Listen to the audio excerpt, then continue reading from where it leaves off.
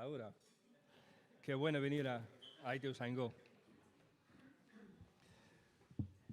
Me llamó Pablo el viernes, hace 3 días, si podía hablar hoy en Ituzaingó. Y yo le dije, ¿y qué están estudiando? La carta a los Efesios. Pero no te preocupes que hay poco tiempo.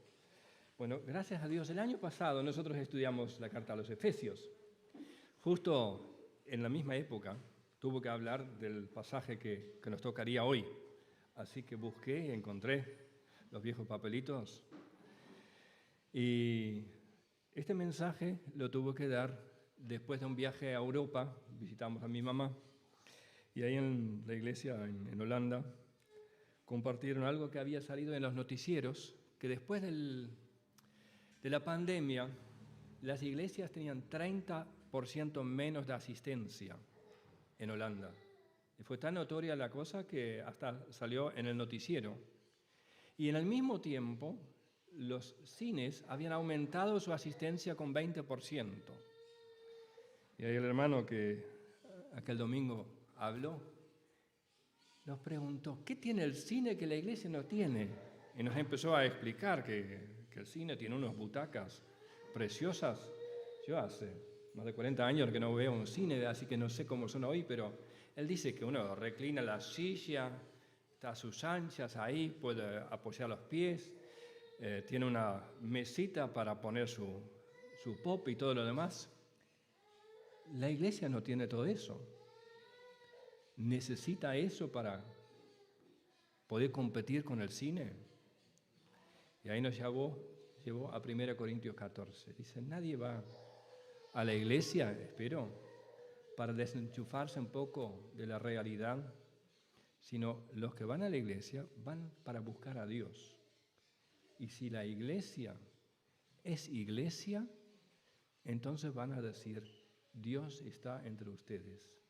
Y ahí no importan las sillas, ahí no importa la alfombra, no importa la caja de pop, sino lo que hemos traído los creyentes. Y de esto habla también Efesios capítulo 3. Vamos a leer los primeros 13 versículos y vamos a repasar un poquito para los que no estuvieron la semana pasada lo que compartió Pablo. Por esta causa yo, Pablo, el Pablo de la Biblia, no el Pablo de acá, prisionero de Cristo Jesús por vosotros los gentiles, si es que habéis oído de la administración de la gracia de Dios que me fue dada para con vosotros, que por revelación me fue declarado el misterio como antes lo he escrito brevemente, leyendo lo cual podéis entender cuál sea mi conocimiento en el misterio de Cristo. Versículo 5. Misterio que en otras generaciones no se dio a conocer a los hijos de los hombres, como ahora es revelado a sus santos apóstoles y profetas por el Espíritu. Que los gentiles son coherederos y miembros del mismo cuerpo y copartícipes de la promesa en Cristo Jesús por medio del Evangelio, del cual yo fui hecho ministro por el don de la gracia de Dios que me ha sido dado, según la operación de su poder, a mí, que soy menos que el más pequeño de todos los santos, me fue dada esta gracia de anunciar entre los gentiles el evangelio de las inescrutables riquezas de Cristo y de aclarar a todos cuál sea la dispensación del misterio escondido desde los siglos en Dios, que creó todas las cosas, para que la multiforme sabiduría de Dios sea ahora dada a conocer por medio de la Iglesia a los principados y potestades en los lugares celestiales, conforme al propósito eterno que hizo en Cristo Jesús nuestro Señor, en quien tenemos seguridad y acceso con confianza por medio de la fe en Él, por lo cual pido que no desmayéis a causa de mis tribulaciones por vosotros, las cuales son vuestra gloria. En esta preciosa carta a los Efesios, vamos rapidito, vemos en el capítulo, o vieron ustedes en el capítulo 1, el origen de la iglesia, la elección de la iglesia. El origen se encuentra en Dios, no en mí, porque la Biblia dice que nadie buscó a Dios, ni siquiera uno. Dios nos buscó, Dios nos llamó. En el capítulo 2 vieron la naturaleza de la iglesia, compuesta por judíos y gentiles en un solo cuerpo. En el capítulo 3 vemos la gloria de la iglesia, llena de la plenitud de Dios. La iglesia expresa la multicolor o la multiforme sabiduría de Dios. Luego en el capítulo 4 van a ver la práctica. Esta fue la teoría, nuestro llamado celestial. Como iglesia, ¿cómo actuamos en la tierra? En unidad, capítulo 4, en santidad, capítulo 5, y vemos también la lucha de la iglesia en el capítulo 6.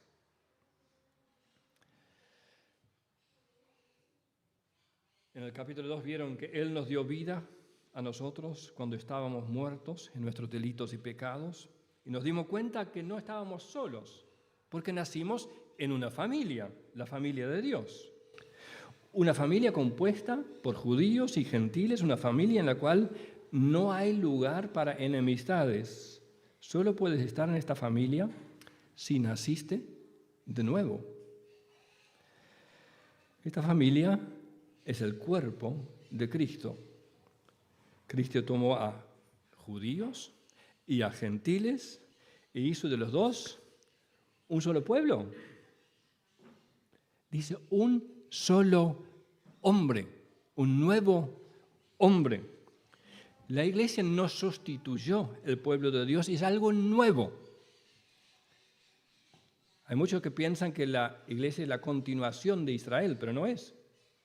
Dios tomó parte de Israel, parte de los judíos y creó algo totalmente nuevo. Israel sabía que el Mesías vendría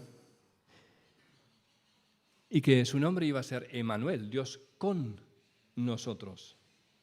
Pero ahora vivimos algo totalmente nuevo, porque el Señor Jesús está en nosotros y nosotros estamos en Cristo, en una unión mucho más perfecta, mucho más íntima, como la que Israel esperaba en el Antiguo Testamento. Israel se comprometió a obedecer a Dios. Todo lo que tú dices lo vamos a hacer, pero la iglesia está unida a Cristo, quien produce en nosotros, así el querer como el hacer, por su buena voluntad, dice Filipenses capítulo 2, 13. Así que solamente podemos ser parte de la iglesia, parte del nuevo hombre, del cuerpo de Cristo, si nacimos de nuevo. Juan 3:3. Solo podemos ser parte de la iglesia si somos una criatura nueva. Las cosas viejas pasaron, he aquí, todas son hechas nuevas. Y el Señor Jesús dice, he aquí, yo hago nuevas todas las cosas. Nos dio un nuevo corazón, Ezequiel 36. Nos dio una nueva manera de vivir para que andemos en novedad de vida o en una nueva vida, Romanos 6:4. Disfrutamos las bendiciones de un nuevo pacto, 2 Corintios 3:6, Jeremías 31. Y el Señor Jesús también va a hacer nuevos cielos y una nueva tierra. Y nosotros ya somos parte de esta nueva creación, siendo nuevas criaturas. Luego el Señor nos va a dar una nueva canción en nuestra boca y un nuevo nombre. Pero hoy vamos a ver la iglesia un misterio. Efesios 3. Y ustedes vieron el domingo pasado el prisionero de este misterio, el plan de este misterio y la predicación del misterio. Hoy vamos a seguir con el propósito y el privilegio, pero vamos a repasar para los que no estuvieron la semana pasada. Primero, el prisionero del misterio. Por esta causa, yo, Pablo, prisionero de Cristo Jesús, por vosotros los gentiles, dice Pablo en versículo 1. Él estaba en la cárcel, muy probablemente en Roma ya. Había llegado ahí porque le habían acusado falsamente a Pablo. Dijeron que él trajo a Trófimo al templo en Jerusalén. Dijo, trajo un incircunciso a nuestro lugar santo, lo cual no era cierto. pero por eso se agolpó la gente, empezaron a lincharlo, ahí vinieron los romanos para rescatarlo. Y bueno, ustedes saben, el final de la historia, al final dijo, quiero ir a César, y dijeron a César, embocaste, a César vas a ir. Y terminó en Roma, ahí en la cárcel, esperando el juicio de César. Y dice la tradición, esto no lo encontramos en la Biblia, que fue liberado otra vez después de este encarcelamiento en Roma y tuvo unos años más evangelizando, y de ahí encontramos, por ejemplo, las cartas a Timoteo, que no lo podemos ubicar en Hechos de los Apóstoles, que fueron posterior a Hechos de los Apóstoles. Nuevamente lo apresaron a Pablo y ahí 4 años después de su liberación fue ajusticiado por Nerón cuando le cortaron la cabeza a Pablo. Pero ahora está en Roma y escribe a los Efesios, prisionero de Cristo por vosotros los gentiles. Era por causa de los gentiles, no por culpa de los gentiles, porque ellos podrían pensar, fue nuestra culpa que Pablo está preso. No. Él dice en versículo 13, no desmayáis a causa de mis tribulaciones por vosotros, las cuales son vuestra gloria. Pueden estar orgullosos de mí, de mis tribulaciones. Porque Pablo veía en todo esto el propósito de Dios. Él no era un prisionero de Roma, era prisionero de Cristo. Y Pablo, en esta carta, está explicando cuán ricos somos en Cristo, cuán grande es el misterio que ahora nos toca a conocer. Y creo que Pablo les explicó que él quería orar, que el Señor les abriera el entendimiento, pero estaba tan lleno de cosas que quería compartir que dijo, doblo mis rodillas, y volvió a contar, y recién en el versículo 14 vuelve a decir, y ahora doblo mis rodillas, y ahí empieza a orar. Entonces, él quiere orar para que los efesios entiendan todo esto tan precioso que él les acaba de explicar, y se acuerda que hay algo más para decir. Y este algo más encontramos entre el versículo 1 y el versículo 14. Entonces, primero les explica, versículo 2, si es que habéis oído de la administración de la gracia de Dios que me fue dada para con vosotros, que por revelación me fue declarado el misterio, como antes lo he escrito brevemente, leyendo lo cual podéis entender cuál sea mi conocimiento en el misterio de Cristo.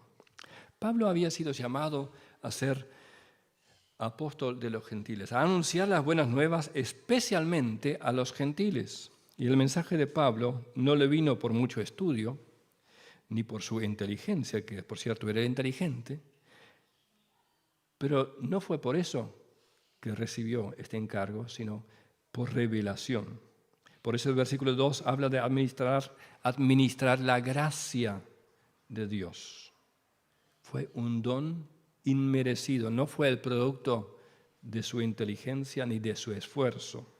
Pablo administra, entrega, anuncia lo que no es fruto de su propio esfuerzo, sino lo que es un don inmerecido de Dios.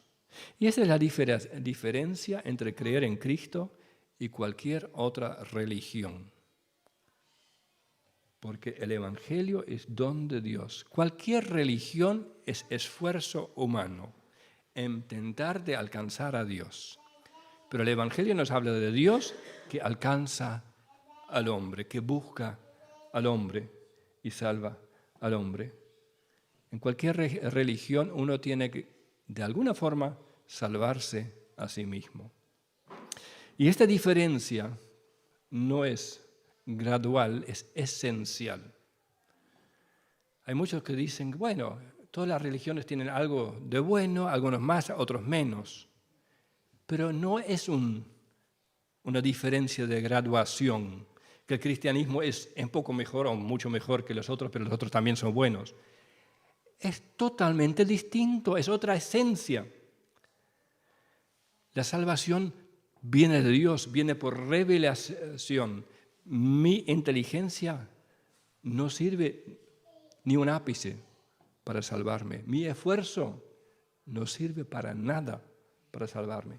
Viene todo de Dios, es todo regalo. y en cualquier otra religión es el esfuerzo humano, la buena voluntad, la inteligencia, la comprensión, la que hace la diferencia. Así que la diferencia es esencial. El misterio de Pablo, o el misterio que Pablo administra, estaba, leímos, escondido en Dios desde tiempos eternos.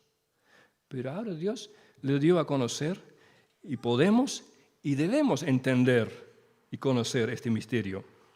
Cuando Él dice, leyendo lo cual podéis entender, cuál sea mi conocimiento en el ministerio, entonces nos invita a estudiar y comprenderlo.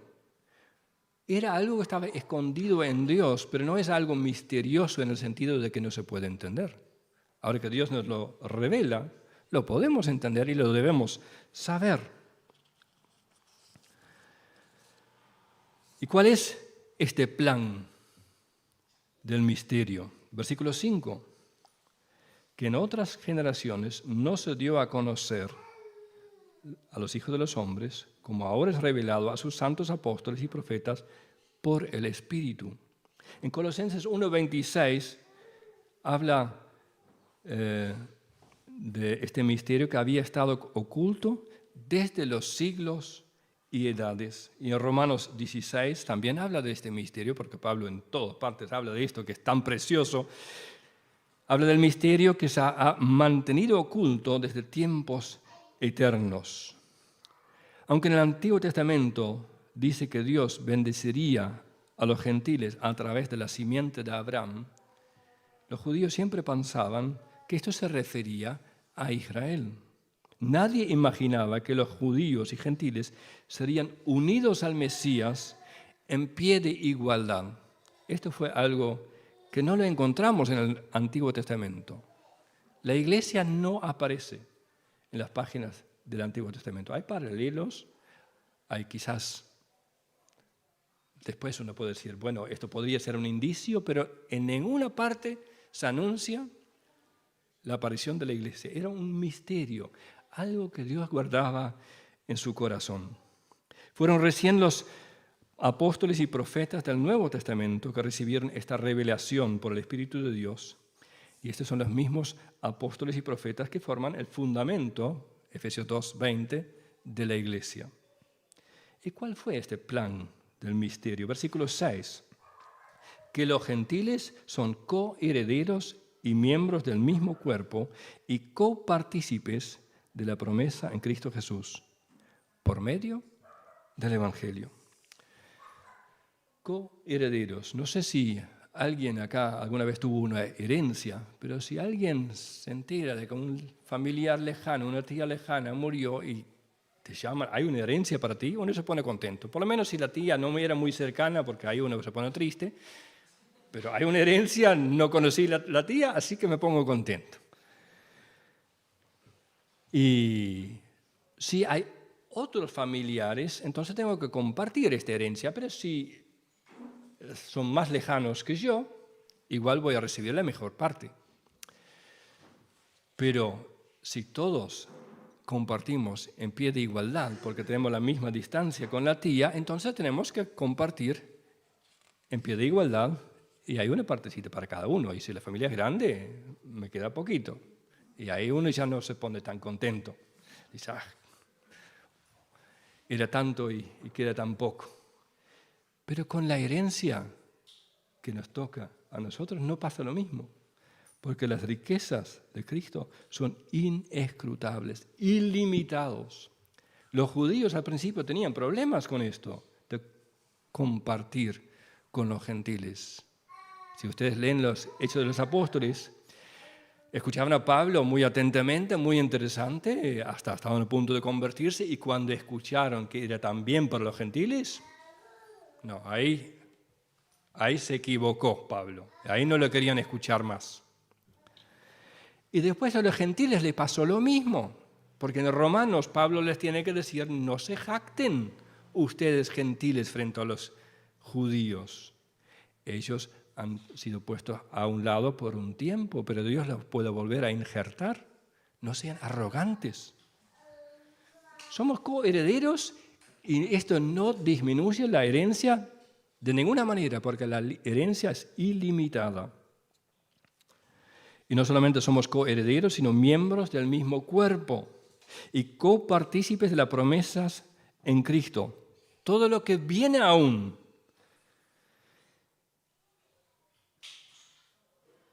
¿Y cómo uno es partícipe de esto? Por medio del Evangelio. Por medio del Evangelio, esta buena noticia me llegó a mí, te llegó a ti, y tendría que llegar a muchos más.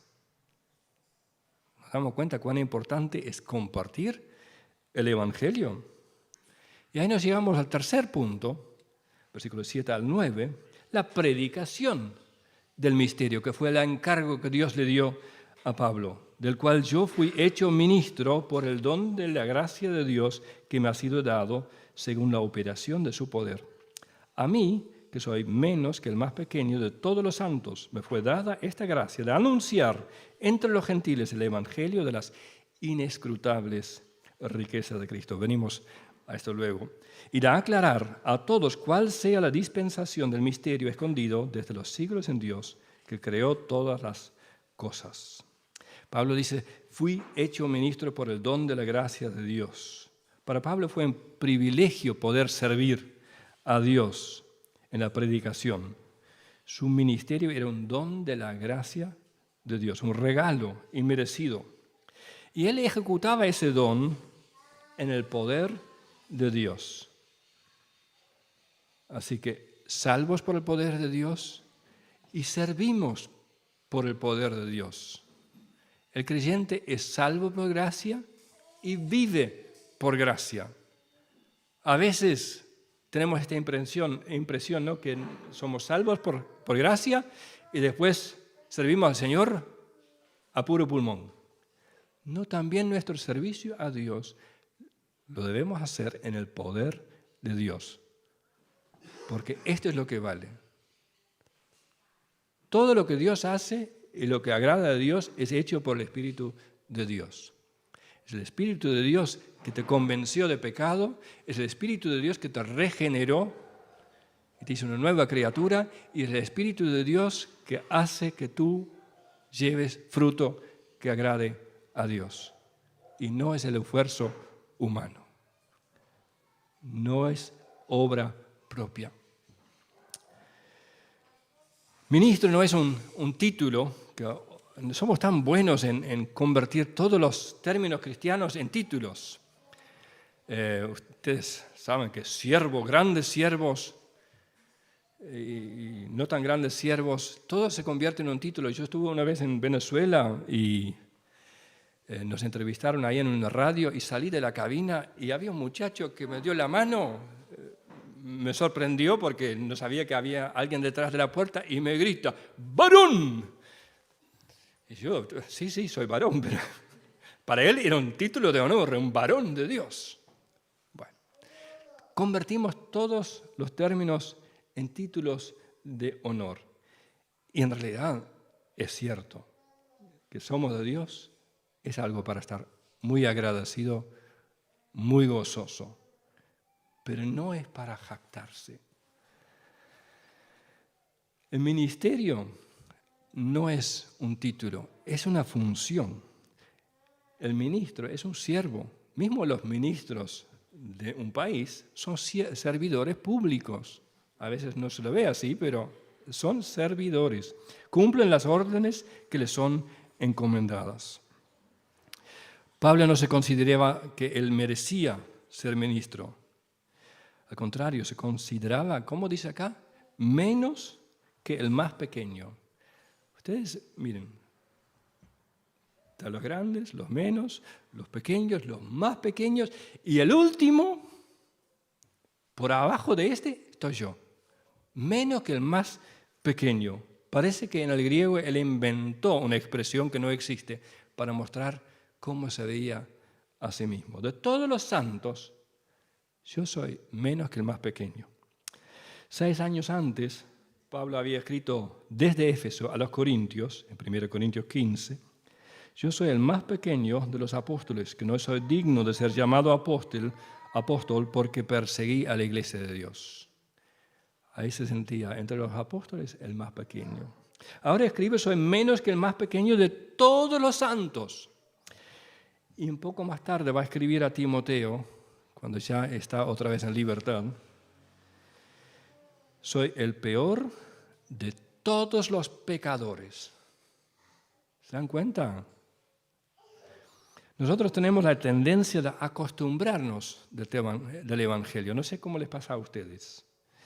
De perder un poco el asombro de lo que el Señor Jesús ha hecho por nosotros. Y en Pablo vemos lo contrario.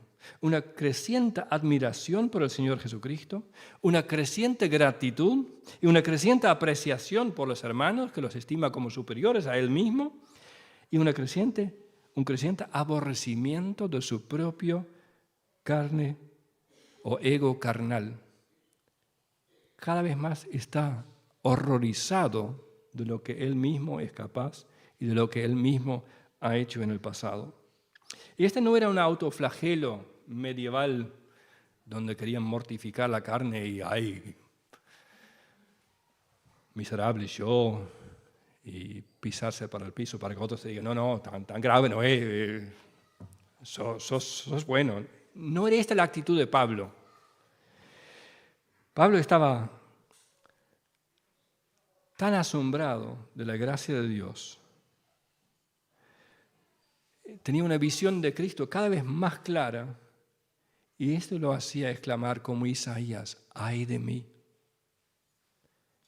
Este asombro que tenía él de Cristo y de la gracia de Dios hacían ver cuán perdido era él. Cuando entendemos lo que el Señor Jesús hizo por nosotros, cuán grande es el sacrificio que Él dio, que el eterno Dios se hizo hombre y agonizó por ti y por mí. Entonces ya no quedan pecaditos chiquititos. Y Pablo estaba convencido de esto. Primero era el más pequeño de los apóstoles, luego menos que el más pequeño de todos los santos. Y dice, soy el peor de todos los pecadores. Palabra fiel y digna de ser recibida, dice a Timoteo.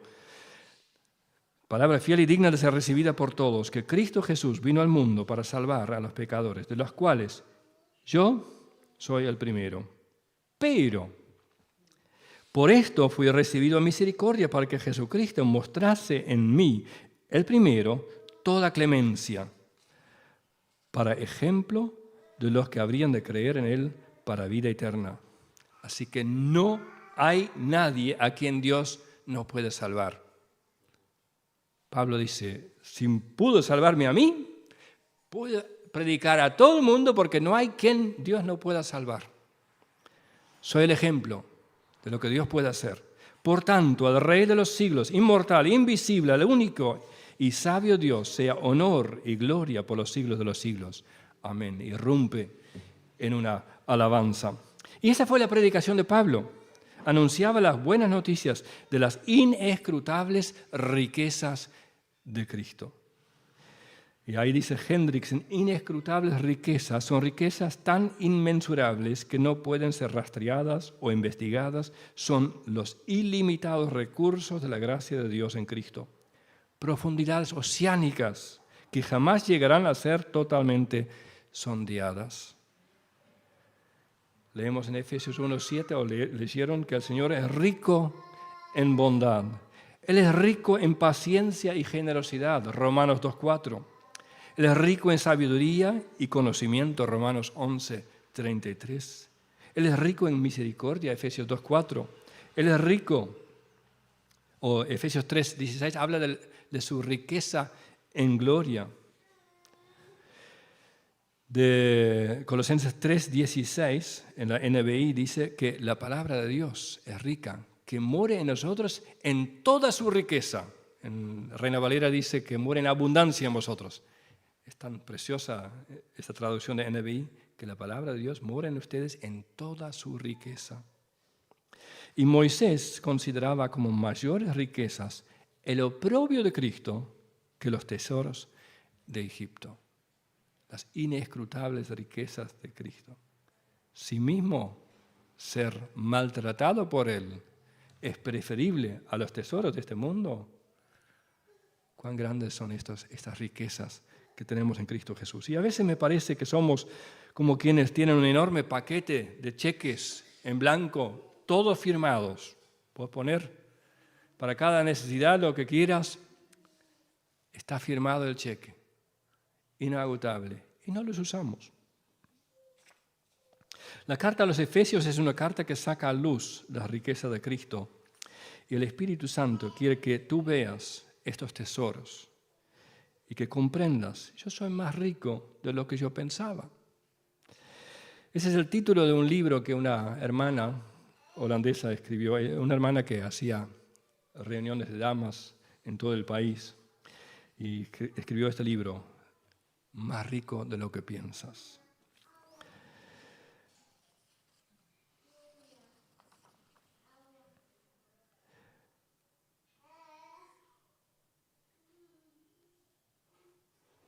Y ahí entrevería las hojitas, ahí va. A veces tendemos a ahogarnos en nuestros problemas y en las luchas diarias. Y no vemos la luz de la palabra de Dios. Y la carta a los Efesios justamente nos da una mirada desde la perspectiva de Dios, como Dios ve nuestra situación. Estamos sentados con Cristo en los lugares celestiales y esta es nuestra posición porque somos el cuerpo de aquel que está sentado en el trono. El esposo de esta hermana que yo les mencioné, que escribió este libro, tenía en su escritorio un cartelito que decía, mira abajo. Y pues yo dijeron, ¿qué es esto? ¿Mira abajo? Sí, dice, yo estoy sentado con Cristo en los lugares celestiales. Esa es la perspectiva para mirar las cosas de abajo. No sé si ustedes conocen el cambio de la oruga en mariposa.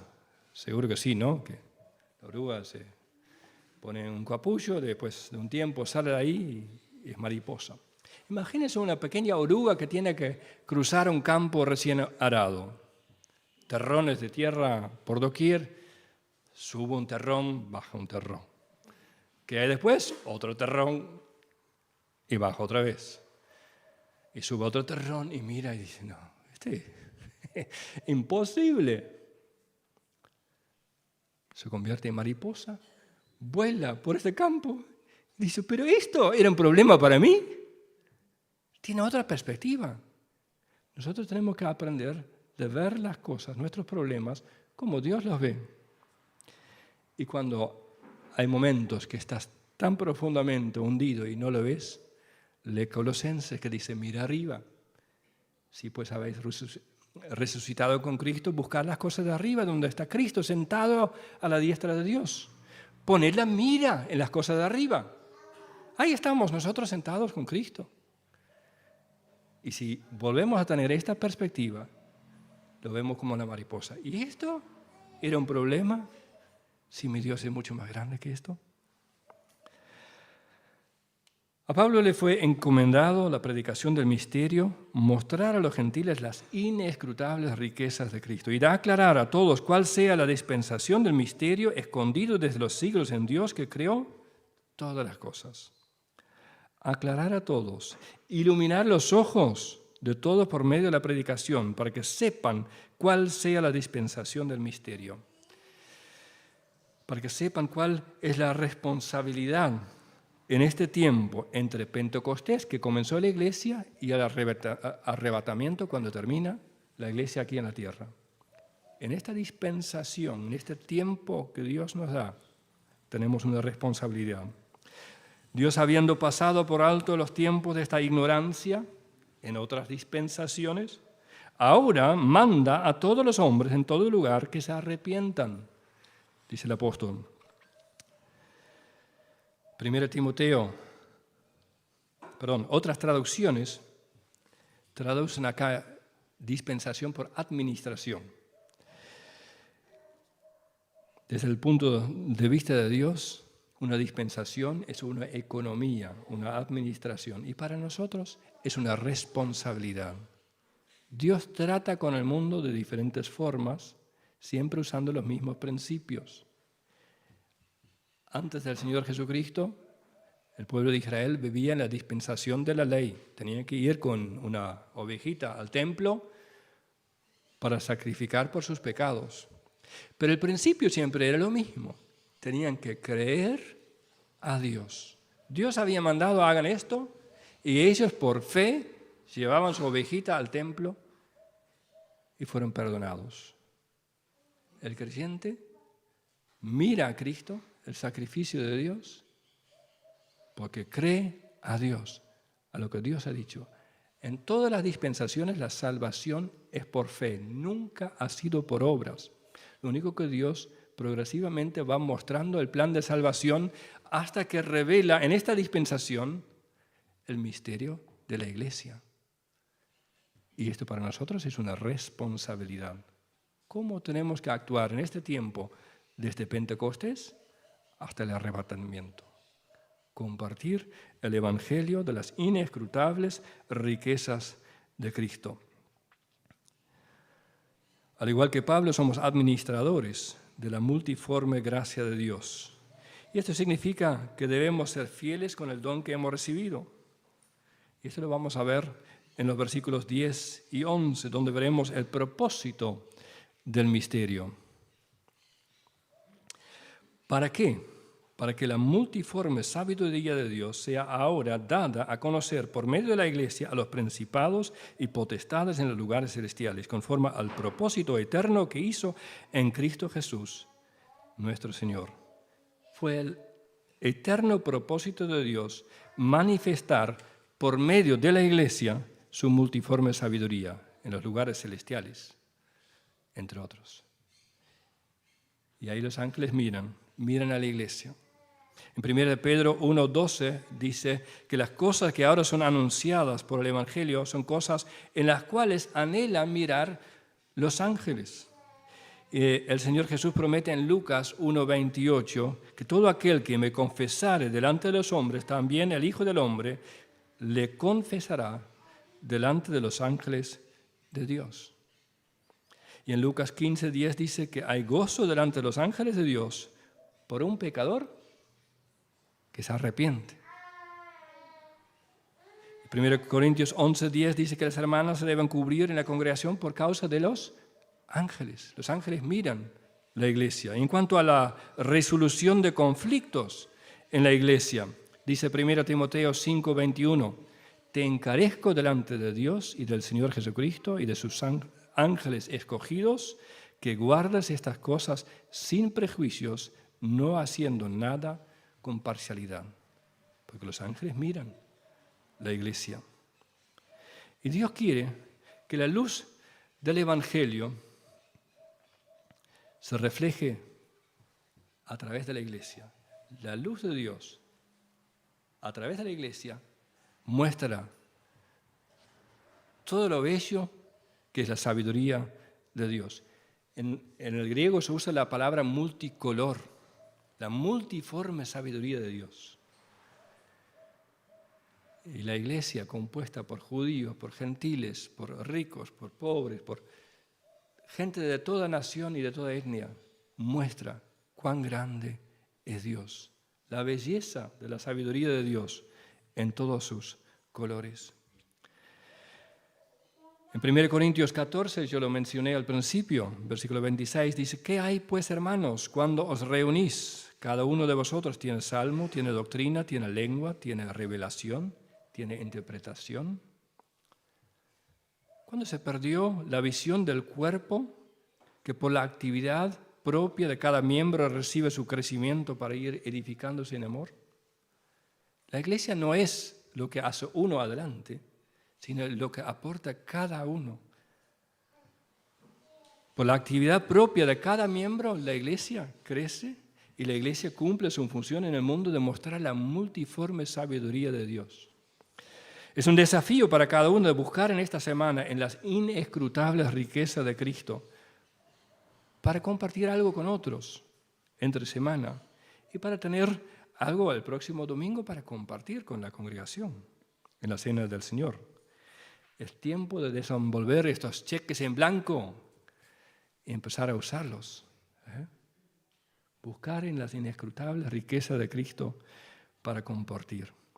Vimos el prisionero del misterio, el plan de Dios con este misterio, la predicación del misterio, el propósito de Dios, y falta el privilegio del misterio. Versículos 12 y 13. En Cristo Jesús, nuestro Señor, tenemos seguridad y acceso con confianza por medio de la fe en Él, por lo cual pido que no desmayéis a causa de mis tribulaciones por vosotros, las cuales son vuestra gloria.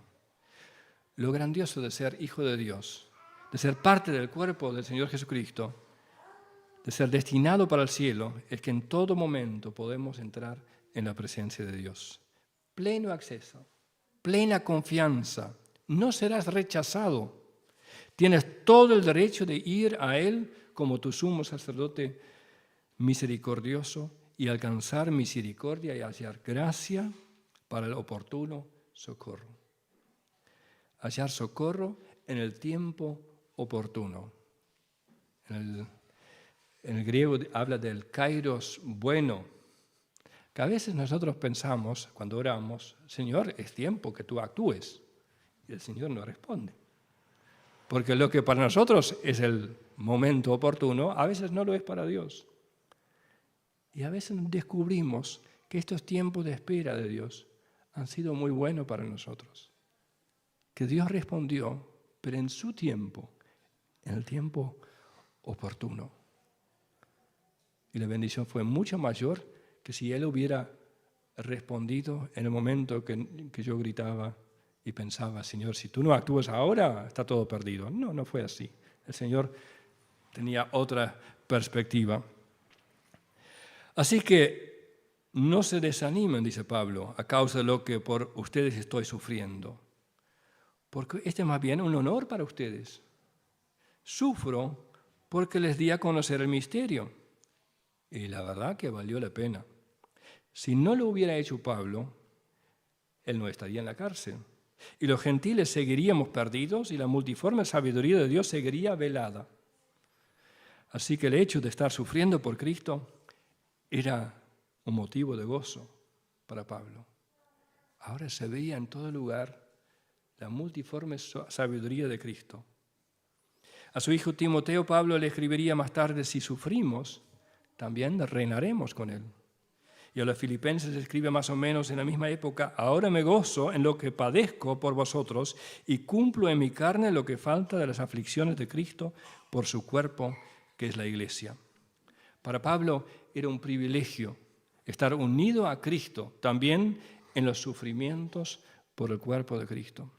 Las tribulaciones de Pablo siguen dando fruto porque allí, en la cárcel, en Roma, él escribió esta preciosa carta que hoy estamos estudiando, la carta a los Efesios.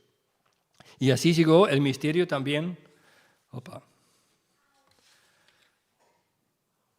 Bueno, ahí no sé qué pasó.